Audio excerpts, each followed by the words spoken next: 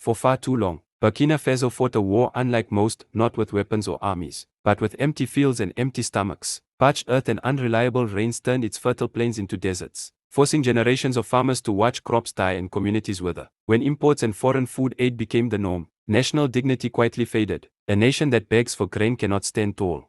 That all changed when Captain Ibrahim Traoré looked into the eyes of his nation and made one declaration: we will rely on our own genius, not Western money. Rejecting loans and conditional aid from institutions like the IMF, World Bank, and EU, Traoré launched a revolutionary plan to build Africa's longest irrigation canal using only local resources and labor.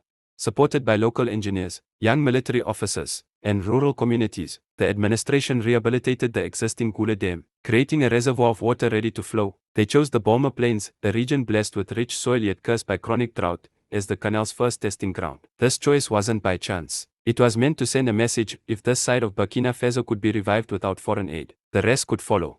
Within 8 months, the canal carved through the land, irrigating 1,260 hectares of rice fields and 70 hectares of vegetables, an engineering feat undertaken entirely by Burkinabe hands. That's more than 3,100 acres coming back to life, stretching across the dry plains in what has become a national triumph.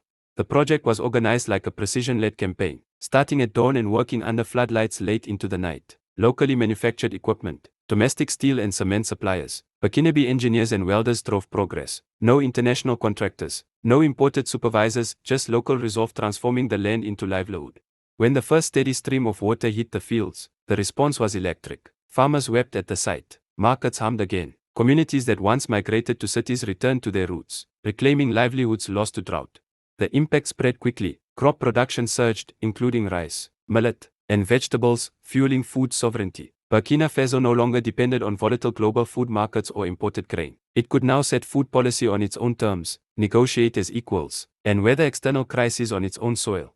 But the canal was more than water, it was power. It created over 2,000 direct jobs, training local youth as technicians, mechanics, and agronomists. Women-led cooperatives flourished. Agricultural innovation took hold. From solar-powered pumps to AI soil monitors, tools once reserved for global agribusiness now empowering village farmers. Political power and civil pride surged with each planted acre. Burkina Faso cleared $4.7 billion in external debt, reinvested in infrastructure and grain reserves, and asserted control over its resources, transforming farming into national security strategy. Across Africa and the world, the canal stands as proof: countries don't need foreign capital to build modern farms. They need vision, discipline, and belief in their people. Traoré's canal isn't just irrigation, it's resistance, it's dignity, it's proof that a nation doesn't have to kneel to feed itself. This story is not over. Other regions are lining up behind Traoré's blueprint. What began in Bolma Plains now echoes across Burkina Faso. More fields, more water, more life, all born from one radical idea: we can do this ourselves. The morning sun broke over the Bolma Plains, and something had changed. It wasn't just the water glistening down newly dug channels. It was the silence, broken by children's laughter. The dry wind, once heavy with despair, now carried the scent of green rice shoots. For the first time in decades, the people of Burkina Faso were no longer waiting for rain or for the West. Captain Ibrahim Traoré didn't just build a canal, he built a new national spirit. Each hectare of land that bloomed wasn't just agricultural progress. It was proof that African solutions could replace colonial dependencies. In villages that once begged for handouts, locals now debated irrigation strategy. Where NGOs once ran feeding programs, mothers now opened their own produce stalls. And as fields expanded, so did belief. This wasn't some showcase project confined to one region. It became the model. From Kaya to Bobo Dioulasso, from the Sahel to the southern lowlands, technical teams began mapping out mini-canals and offshoot reservoirs. The government set up local water councils, staffed not by bureaucrats, but by farmers and village elders. These councils controlled access, monitored use, and ensured that every drop of water served food production first, not profits. International media tried to downplay it. Experimental, they called it, but the results said otherwise. Burkina Faso's rice production jumped by 312% in under a year. Food prices stabilized even as global markets fluctuated. And for the first time in its post-colonial history, the country exported surplus grain to neighboring nations without a single cent of IMF money. The West watched nervously, because if Burkina Faso could irrigate thousands of hectares, create food security, slash debt, and increase employment without Western loans or Western companies, what would stop Mali, Niger, Guinea, or Chad from doing the same? And that's when the sabotage began. International financial consultants began whispering warnings: unregulated growth, unstable economy, inflation risk. Meanwhile, Former French development agents attempted to discredit the canal with pseudo-scientific reports, alleging poor water quality or exaggerated figures. Western media suddenly reported fears of Chinese interference, despite there being no Chinese funding, no Chinese engineers, and no Chinese firms involved. But Traoré had prepared for this. He knew that building the canal was only half the battle. The other half was protecting it from the global system designed to keep African nations dependent. So, he did something few leaders dared. He opened the books. Traoré made every aspect of the canal's construction public: costs, workforce data, environmental impact reports, even photos from each stage of progress. Citizens could audit the project themselves. Youth groups launched live streams walking the entire 50-kilometer stretch of irrigation line, proving it was real and functional. And when that wasn't enough, Traoré took the message international. Standing before a packed audience at the Pan-African Congress in Accra, he held up a bottle of muddy water drawn from the Gula Dam and declared, "The world said we'd die of thirst. Instead, we gave water to the soil and watched it give birth to freedom. If they say it's impossible, tell them to come and walk our canal." The crowd rose. Some wept, others chanted. It wasn't just Burkina Faso's fight anymore. The canal had become a Pan-African symbol, proof that dignity, once lost, could be recovered not through charity, but through construction, through work, through unity. The ripple effect was immediate. Engineers from Mali arrived to study the design. Guinea offered trade agreements for shade crop exports. Youth movements across Africa created a viral campaign, #BuildTheCanal, with posts from Senegal to South Sudan calling for water sovereignty and local infrastructure. Even students in Europe began holding seminars on the Traoré model.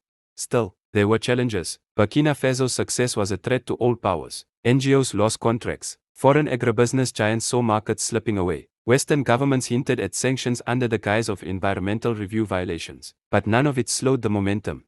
Because in Burkina Faso, it wasn't just water flowing through the canal, it was history being rewritten. This wasn't just development, it was defiance, it was independence, and it was irreversible. The news spread quietly at first. A canal, over 130 kilometers long, designed, engineered, and built by the Burkinabe themselves. No French engineers, no USAID contracts, no IMF loans. At first, the world didn't believe it. Western media dismissed it as a political stunt. Aid organizations questioned its legitimacy. Think tanks published reports claiming it was unsustainable. But then, the water came. Yes, water. Not through pipes buried decades ago by colonial infrastructure. Not via tankers sent in by the UN. But a living artery of water, flowing across regions once abandoned as wastelands. Villages that had not seen a proper harvest in years suddenly flourished with green tomatoes, millet, sorghum, onions. Fields once dead came back to life, as if awakened from a long, painful sleep. And the builders? They weren't foreign contractors flown in on UN jets. They were young Burkinabe engineers, trained locally, funded by community cooperatives and backed by the military's logistics division. Many had no formal university education, only the will to learn and the urgency of purpose. One engineer, a 26-year-old woman named Aisha Traoré, said on state TV, "We didn't need French instructions, we just needed shovels, unity, and clean water." Every trench they dug was a declaration of independence. Every meter of pipe laid was a quiet revolution. Every liter of water that flowed through that canal whispered to the continent, Africa can build itself. But what truly shocked the world was what came after. Rather than charge villages for water access, as private companies had done in the past, the government of Burkina Faso declared the canal a sovereign public utility. It belonged to the people, all of it. Not one corporation could patent it. Not one foreign investor could own it. There were no branding ceremonies, no NGO banners flapping in the wind, just families irrigating their land with water that belonged to them and no one else. That decision alone, to keep the water truly public, was what the Western establishment feared most. Because water isn't just about agriculture, it's about control. Control over food, control over votes, control over the future. And for once, Burkina Faso had taken that control back. Western analysts began warning of a disturbing trend, that sovereignty-based development might spread to other countries, that this canal, this dusty trench through the heart of the Sahel, might inspire others to follow suit. And they were right. Mali sent a delegation to study it. Guinea offered trucks and volunteers. Chad proposed a joint agricultural corridor. What started as a trench in Burkina Faso had now become a symbol for continental defiance. They called it the Canal of Dignity. Some even called it the Sahel Spine. But to the people of Burkina Faso, it was something simpler, something deeper. It was water. It was theirs. And it was free. The harvest tripled within 6 months. By the second rainy season, satellite imagery showed something astonishing: a wide, green scar running across the landscape, where once only cracked clay and dying trees stood. Burkina Faso's canal wasn't just delivering water, it was delivering hope. In towns like Tidjougou and Toma, farmers gathered at dawn, not to wait for foreign aid, but to irrigate new cooperatives they had built together. Women led committees to manage equitable water use. Children walked barefoot past cornfields that hadn't grown in their region in over a decade. School enrollment spiked because children were no longer being sent to fetch water from faraway dried wells. The ripple effect was beyond what even the government predicted. Food prices dropped by nearly 40% in surrounding districts. Malnutrition among children under 5 was halved. Thousands of formerly unemployed youth found work maintaining and expanding the canal. But the most powerful shift was not statistical, it was spiritual. The people had changed. They stood straighter, spoke louder, looked leaders in the eyes, because for the first time in generations, they had proof, not slogans, not promises, but proof, that they could do it themselves. And President Ibrahim Traoré, he didn't give a grand speech, no banners were raised, no military parade marched. He visited the canal one evening alone, unguarded, and said only this, captured on a passing villager's phone. They said we were too poor, too weak, too divided. But water doesn't ask for permission. And dignity doesn't come with debt.